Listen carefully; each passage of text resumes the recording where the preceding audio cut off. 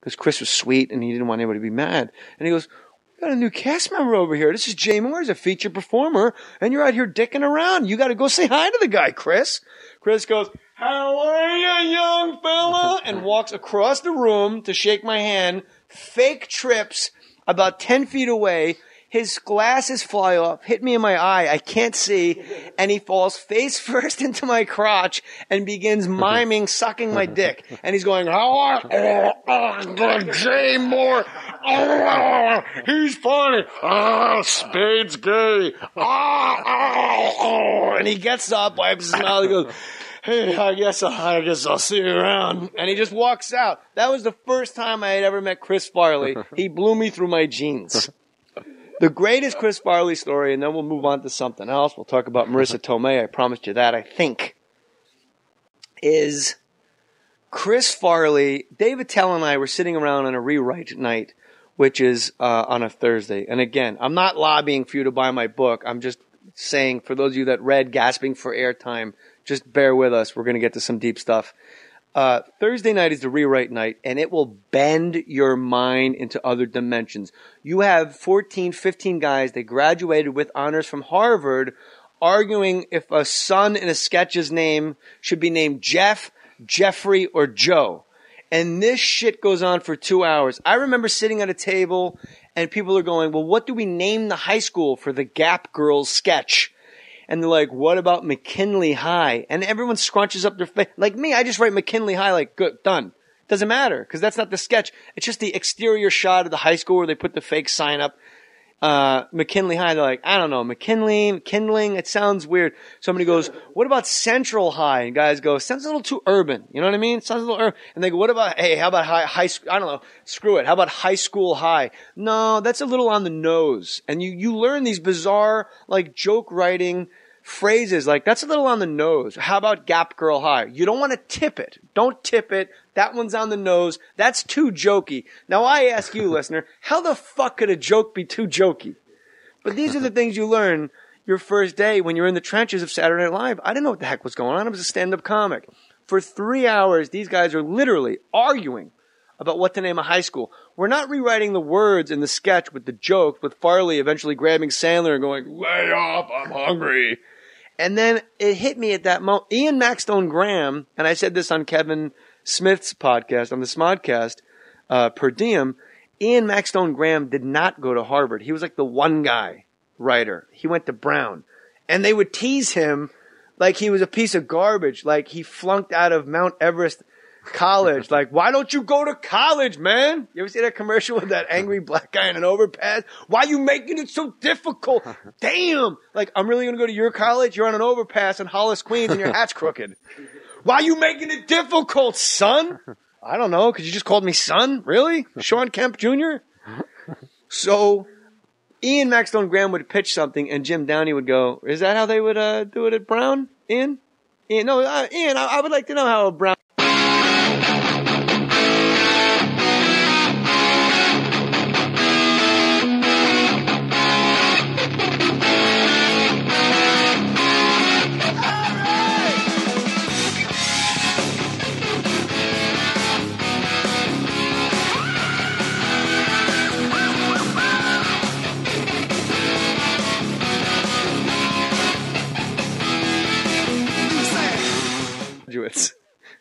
And if you go to Harvard, you should run a giant company. You should do some nonprofit. You should feed people. Get the food banks up and running. You shouldn't be writing a fucking Gap Girl sketch. It's just odd to me that SNL, don't get me wrong, it's always worked. Conan, Jim Downey, all the monsters, and by monsters I mean the greats that have written for that show, they all came out of Harvard. It's just strange to me. You could have, like, cured sickle cell, or you could have, like, figured out to do stem cell research, but you're like, no, you know what? I want to rewrite Christopher Walken's commercial for Skittles. Skittles are good for you. They come in an array of fruit flavor, lemon, lime, grape. All of these can be yours. Passion fruit. Chris Farley came into Dave Attell and mine's office. Dave Attell and I had been up for about 48 consecutive hours, drinking a little, just mostly going mad because there's not an idea in your head, but your entire job depends on putting ideas on paper and handing them in, and you got nothing. We're going insane. We're like chewing gum and throwing at each other. David Tell had an Otis Redding box set that Lorne Michaels had given him for his birthday. He cut a tiny hole where the face of Otis Redding was on the box set, and he just kept, every time he had a cigarette, he would take it out of Otis Redding's mouth and put a new one in and light it and just sit there and go, oh, Otis, this is all so illicit. Like we were truly going mad. And Farley comes in and goes, what are you guys doing? And we're like, nothing. And he's like, you guys, you want to go kick some ass? Like he's just talking nonsense. So finally, we're all just giggling and playing grab ass. And I say, hey, Farley, we'll give you $100 if you take a shit out the window. Because he said he had to go to the bathroom, but we didn't want him to leave because the sun walked in. It's like when Kool-Aid breaks through your window. Or your brick, oh yeah, but it's Farley. It's light. It's not just Kool-Aid. It's the love. It's the light. And we're like, no, you can't leave to go to the bathroom because we're going to kill each other. We're going to kill ourselves. Why don't you go to the bathroom in here? And we're like, how about in the trash basket? And we realize that'll stink and be disgusting. So we go, why don't you take a shit out the window? And he goes, how much? And we're like, $100 you shit out the window. He goes, you got to give me the money first. We give him $100. He climbs up on the windowsill, opens it, and this is like, no, it's freezing out, and he slams the window up. It's one of those old janitor windows. It's not a small window. It's a big industrial 30 Rock window, and just with the wave of an arm. He was a ridiculously strong man, like Ken Patera, world's strongest man. Take these ship anchors and toss them into the second story window contest, strong guy.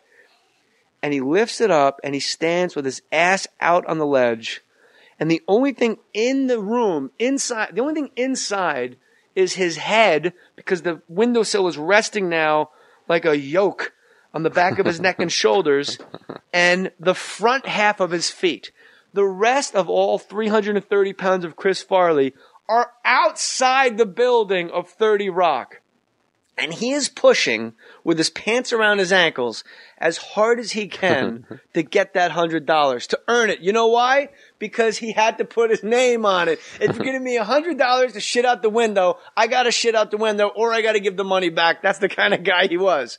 A snot bubble comes out of his nose. He's red as a brick. And finally, a turd that looked, I don't know, like if you picture New Hampshire on the map. But about 2 inches long, drops out of his ass, and in just an act of God of amazingness, falls inside the windowsill in front of his feet. He then realizes he's earned his money. He hops off of the window ledge. The window slams. The window cracks because it's slammed. He looks around to wipe his ass with something. He reaches for somebody's Ink magazine or Time. And we're like, no. We're like, we need that. Don't wipe your ass with our magazines. So he wipes his ass with his hand. He wipes his ass with his hand. He pulls up his pants, cinches his belt, looks down at his hand, realizes it's covered in human shit. Now, what are you going to do with this? Are you going to go wash your hands, or are you going to wipe it on David Tell and Jay Mohr's faces as a game? So for the next 10 minutes, me and David Tell are sprinting through the hallways of 30 Rock with Chris Farley behind us, and he's acting like a zombie, like when you're a kid. And his eyes are rolled up in his head. It's crazy. And I wing myself. My shoulder hits a bookshelf in the hallway, and I fall flat on my back. And Farley's standing over me with a hand of his own crap, and it's getting closer to my face. And then I realized I've seen other guys trick Farley, so I go, Farley, you fucking asshole, I think I broke my shoulder. Get away from me, I swear to God. And he goes, really? Are you okay, man? Because he was sweet. And I just stood up, and I ran out of the building, and I looked for a cab to throw myself in front of, because I realized where I worked was not a place where people are or stay well. That's Saturday Night Live. Couple little gimmick stories there, but it's all real. I put my name on it. BarryKatz is with us again. One of my all-time greatest friends. Barry, I love you, man. Oh, thanks, man. That means a lot to me. You were a big hit. People liked you and your honesty, and I don't think. Here's the thing, Katz. I broke Barry's balls pretty hard in the premiere. You can tell if I'm drinking. You think? Balls. I broke Barry's balls. You think? About everybody firing you, and I did say in episode 2, the nature of having a manager is you get so successful that you don't really need them as much. Like Carrot Top's in Vegas at the Luxor with a $400 million deal. What is his manager going to do? Get him in the next, like, Adam Sandler movie? Like, he's done. You know what I mean? So, like, when I was on, like, Gary Unmarried, I wasn't really calling Barry a lot going, what's next? Because I had a great gig.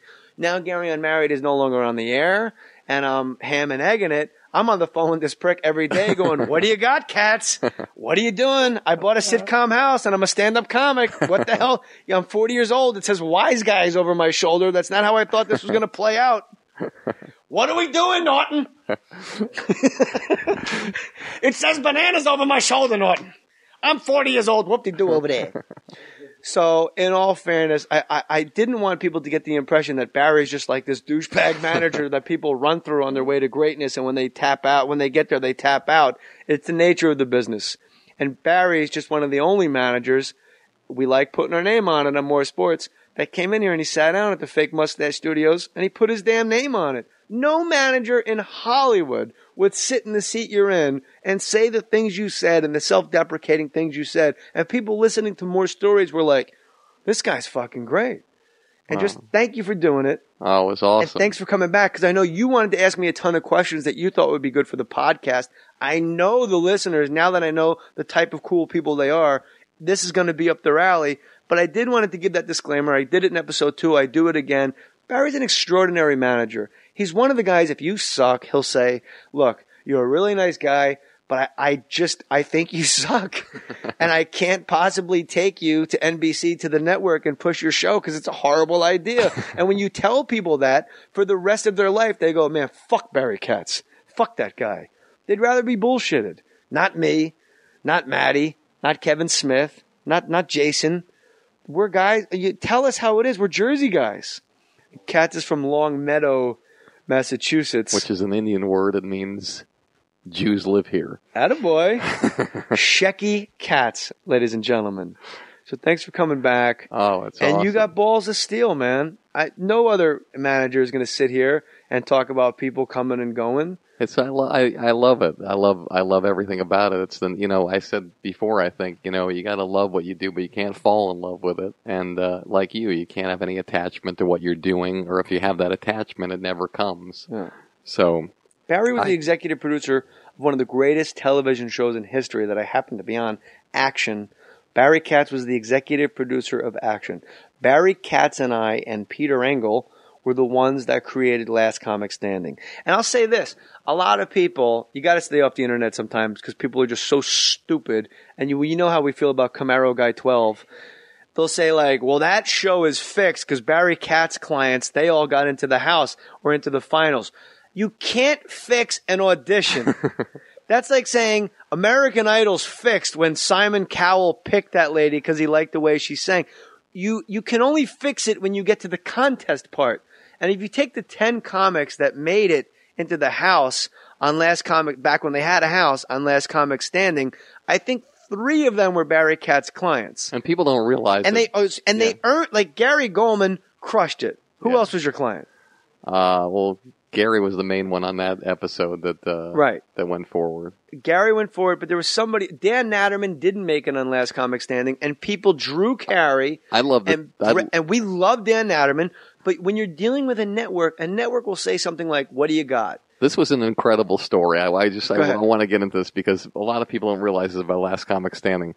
Jay and I we weren't allowed to make decisions. We weren't allowed in the room. We had to sign like a 66-page contract that said we weren't allowed to be in a room to make the decisions. I wasn't allowed to manage anybody on the show until after the show. Unless you were already they was already managing them. So all other managers could sign other people who were on there, and I couldn't do it. And so this is an amazing story that night that happened. At the Paris Hotel and Casino. And Drew Carey was a judge, and Brett Butler was a judge, and they had a super hard-on for Dan Natterman, who, in all fairness, he destroyed. This is an incredible thing, and I remember this night because these people were on. Jay London was on the show. It doesn't matter. Dan Natterman was on the show. Monty Hoffman was on the show.